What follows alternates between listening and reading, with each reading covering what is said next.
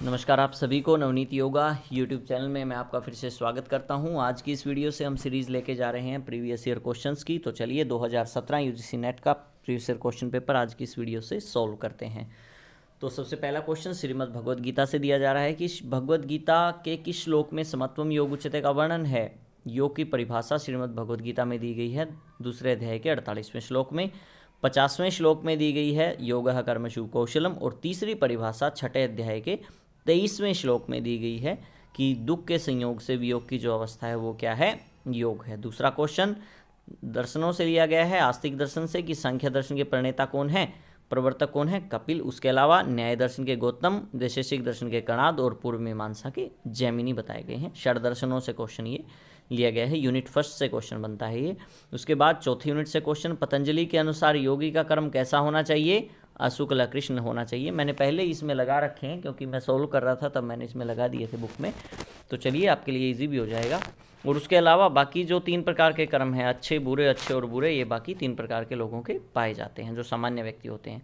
कठोपनिषद में प्रधान नाड़ियों का वर्णन किया गया है, कितनी है, 101 है। नाड़ियों का वर्णन आप ध्यान रखेंगे, क्वेश्चन पूछा जाता है कि अलग अलग ग्रंथों में संख्या अलग अलग बताई गई है। कहीं पे 72,000, कहीं पे 3.5 लाख, कहीं पे 84, कहीं पे ये 14, कहीं पे 3, फिर उनमें से भी मुख्य एक सुषुम्ना नाड़ी का वर्णन है। तो यहाँ पे कठोपनिषद में कितनी, 101। तो शिव संहिता में किस आसन का वर्णन नहीं किया गया है। शिव संहिता में मुख्यतः 4 आसनों का वर्णन किया गया है। कौन कौन से, सिद्धासन, पद्मासन, स्वास्तिकासन और उग्रासन। तो सीधी सी बात है किस आसन का वर्णन नहीं किया गया है, भद्रासन का वर्णन इसमें नहीं किया गया है। ऑप्शन में आप ध्यान रख लेना, सिद्धासन का वर्णन इसमें नहीं है, तो भद्रासन का वर्णन इसमें नहीं है, ऑप्शन में आ जाएगा। तो 4 आसन कौन से हो गए शिव संहिता में, सिद्धासन, पद्मासन, स्वस्तिकासन और उग्रासन। हठ रत्नावली के अनुसार योग चित्तवृत्ति निरोध को क्या कहलाता है, आपने देखा होगा। योग दर्शन के अनुसार चित्तवृत्ति निरोध क्या कहलाता है, योग कहलाता है ना। और यहीं पे श्रीनिवास जी ने लिखा है हठ रत्नावली में, तो उसको क्या कहेंगे, महायोग कहेंगे। क्या कहेंगे, महायोग। कि चित्त की वृत्तियों का निरोध की जो अवस्था होगी वो क्या कहलाएगी, महायोग कहलाएगी। उसके बाद अगला क्वेश्चन आता है आपका डाइट एंड न्यूट्रिशन से। किसी वयस्क के लिए प्रोटीन की दैनिक मात्रा कितनी होनी चाहिए। प्रोटीन की दैनिक मात्रा कितनी बताई गई है, प्रोटीन की दैनिक मात्रा होनी चाहिए 1 ग्राम, जितने आपका वेट शरीर का है पर किलोग्राम के हिसाब से होनी चाहिए। चलिए अगला क्वेश्चन, आत्महत्या की थैली। ये क्वेश्चन 6th यूनिट से दिया गया है। इसमें सेल से ये क्वेश्चन है, जीवित कोशिका पूछी गई है, सीधी सी बात है। आत्महत्या की थैली यानी सुसाइडल बैग कहा जाएगा लाइजोजोम, जिसे आत्मघाती थैली भी कहा जाता है। सुसाइडल बैग आत्महत्या की थैली कहा जाता है। उसके अलावा प्रोटीन फैक्ट्री, राइबोसोम और गोल्गी बॉडीज जहाँ पे प्रोटीन संग्रहित होता है, ये अलग अलग ऑप्शन से भी क्वेश्चन बन सकते हैं।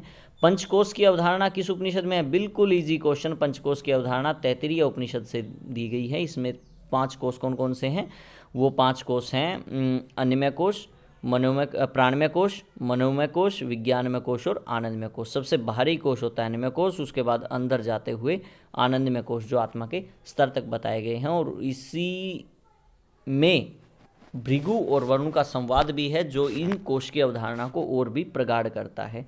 तो ये भी आप ध्यान रखें, उसमें 5 स्तर का ज्ञान बताया गया है कि जब वो दोनों पिता पुत्र आपस में संवाद करते हैं तो इन्हीं कोश के बारे में चर्चा होती है।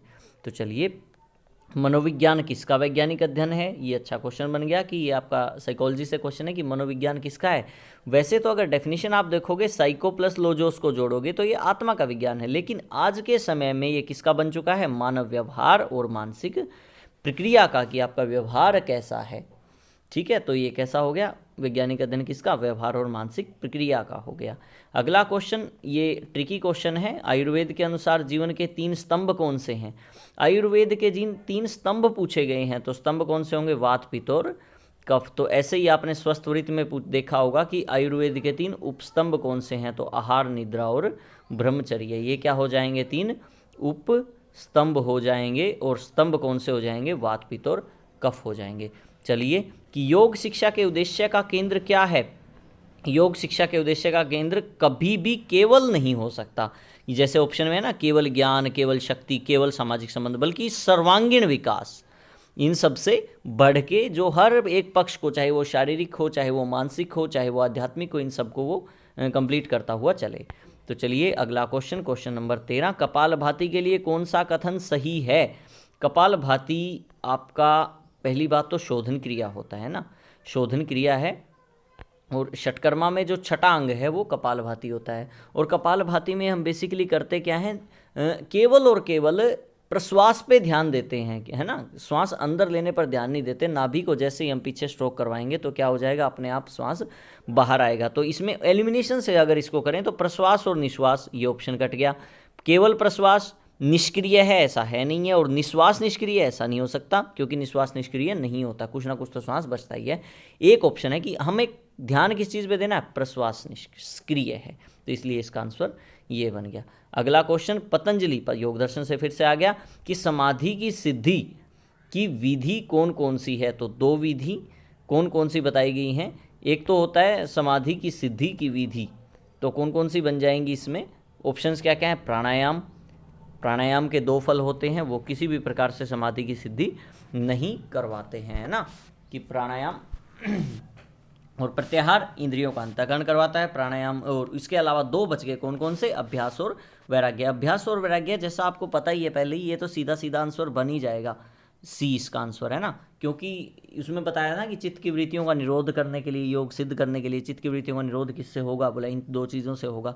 उसके अलावा ईश्वर परिनिधान से भी समाधि की सिद्धि हो सकती है ना। तो ये दो ऑप्शन बन गए, बी और सी आपका सही आंसर इसमें बन जाता है।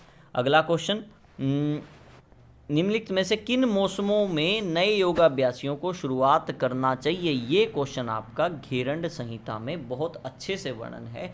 प्राणायाम में भी वर्णन है कि नए योगाभ्यासियों को जब प्राणायाम का वर्णन करना पड़े, अभ्यास शुरू करना हो या योगाभ्यास शुरू करना हो, आपको केवल और केवल महीने भी दिए हैं, थोड़ा ट्रिक बना के, साफ साफ उन्होंने नहीं लिखा, इसमें लिखा गया है कि मार्च और सितंबर, तो टोटल ये 2 महीने कौन से बनते हैं? एक शरद और एक बसंत। ऋतु के नाम भी लिए गए हैं कि आपकी जो शरद ऋतु है और बसंत ऋतु है, इनमें योगाभ्यासियों को योगाभ्यास नए जो होते हैं उनको शुरू करना चाहिए।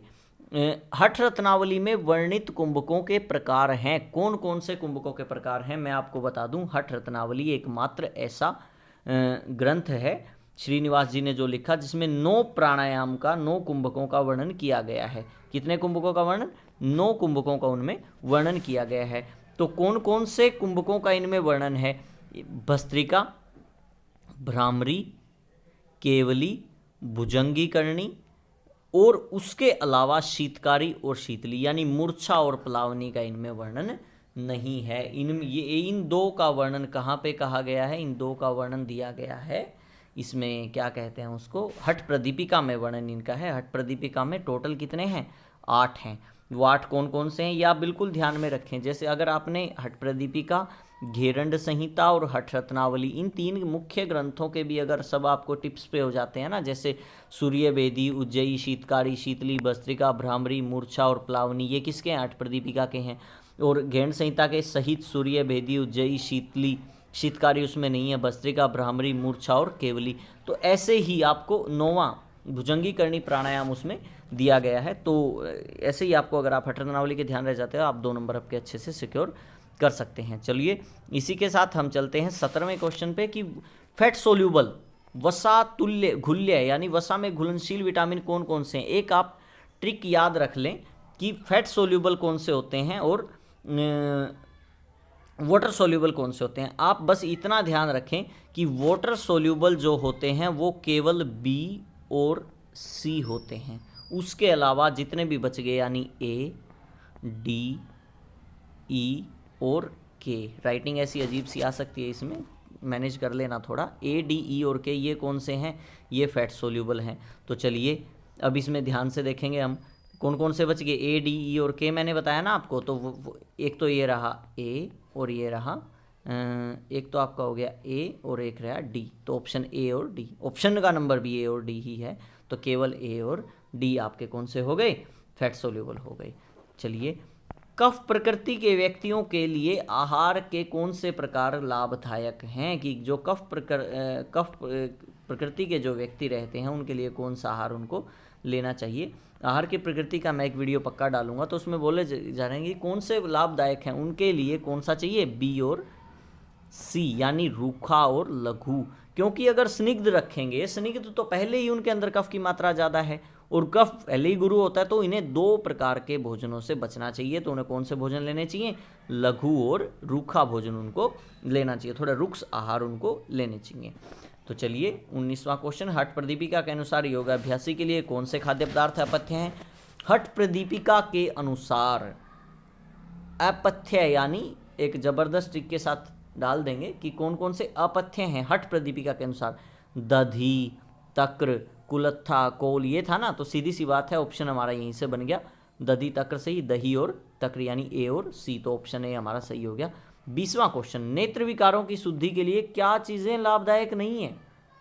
बिल्कुल आसान क्वेश्चन दे रखा है, 2017 में कितना इजी नेट आता था, है ना।